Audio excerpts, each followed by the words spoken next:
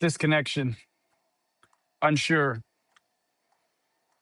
even standing in the mirror. I've been in a spot and a point in time in my life where I'm looking at mirrors and see myself face to face was actually disturbing. Not because I look bad, not because I had something in my teeth, because I was unsure who I was, lying to myself day in, day out. It was almost like a double identity. One minute I wanted to be the church James who was out trying to praise the Lord, but speaking foul language. One minute I wanted to be a better husband, James, but then I was still out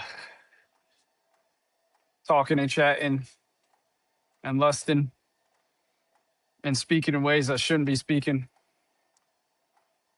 And another minute, I wanted to be the sober James, the one who didn't need to drink, but I drank because it's who I was. But there was one James that came to my realization over time. There was one James that has helped me identify some things. And this James, at one point in time, he was just like me. He was probably unsure who he was. He probably didn't believe the hype that was going on around him. But given time, he came to realize he needed to figure out who he was in order to be who he needed to be. So if we read in the book of James, James 1, book of James is it's a great book, favorite book. It's 118 verses, and it was written to encourage folks who are probably in a way worse situation than what I've been in, maybe even what you've been in. It was written to folks who were scattered. It was written to folks who were probably scared. It was written to folks who probably weren't living right. But as I begin to read the book of James, I've always ran through the first two verses because my eyes always set on verse 2. My brethren, count it all joy when you fall into various trials. That's the verse I always lock in on. But over time, I started to treat the Bible as a school zone and not a highway. If you know who says that, let me know. So I treated the Bible as a school zone. And something stood out to me about James.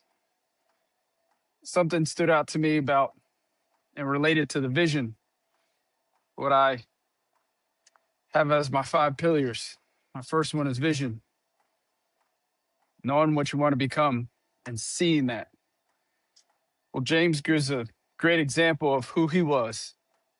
He had his vision, and his vision led him to do something even greater than probably what he even imagined. He just knew he was called to do it because he knew who he was.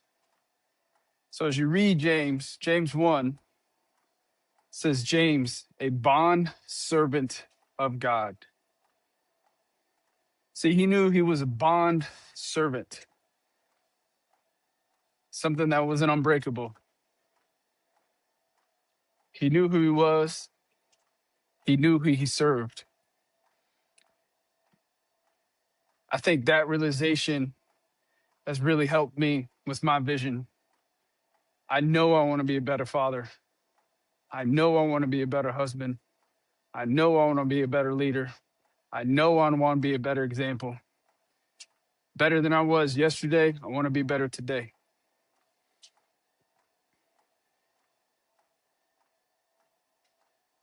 In 2017, when my vision started to build, for a different life for me. I got selected to the Drill Sergeant Academy, and I was sitting there at the staff duty desk because I was on shift for 24 hours. A little nudged at me, and I started writing my thoughts down. I've always written my thoughts down in the past every now and then. Well, that day I wrote it down, and I knew I wanted to be more because there was a point in time in my life where I knew I'd wanted more. I knew I was meant to call to be more. I was living that cycle of wake up, work, repeat. So I was on the staff duty desk in the year 2017 writing. I had a vision for myself that of more. I knew I was called to do more. So I wrote down, become a warrant officer. Yes, that vision for me was work related. That work related vision has pulled me out of areas and has shined light into things I didn't know that I was struggling with or I had. I just knew I wanted to be more, I wanted to be better, and the warrant officer came in my head. I've talked about it in the past with some of my other battle buddies about leveling up and doing something different in my career, but wasn't for sure. But that vision of becoming a warrant officer really stuck with me. I was seeing the bigger picture, knowing who I wanted to become, and I knew where I had to head. So I knew I wanted to be better. So what is your vision? Where do you see yourself? What do you want to become? And if you're unsure, that's fine. There was a point in time where I was unsure, but there's tools and things you could do out there right now to start help preparing yourself.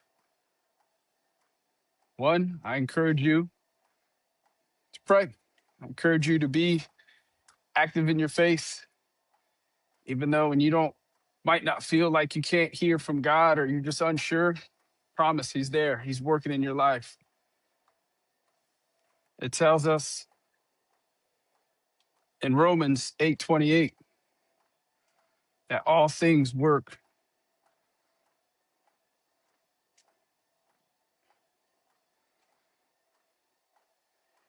Be patient.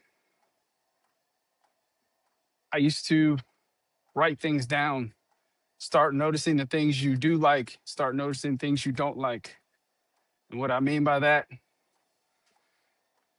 if you know you don't like dealing with maybe medical care, maybe blood is not your thing, maybe broken bones, they're like, oh, so maybe you shouldn't have a vision towards you becoming a doctor unless you feel like you're really called, then you'll come over it.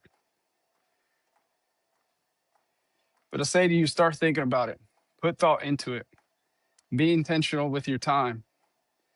Find someone in confidence that you trust and talk to them about that. Don't hold it in, don't hide. If you hold it in and hide and you don't get your thoughts and your words out and don't express it with someone, it's what the devil wants. Tries to trap you, keep you stagnant. And if you ever seen a representation of stagnant water, it does nothing. It doesn't flow. Eventually flies get all over it. Water starts to smell. Don't be that stagnant water. Keep moving. Do something different. Because once you start focusing and locking in and understanding your identity and your vision, you'll have the confidence as James did, knowing that he was a bond servant of God. And that him knowing that only sets it up for verse 2.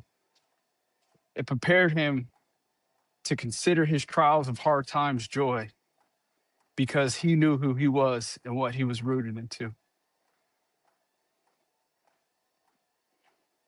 Have a vision. Be encouraged.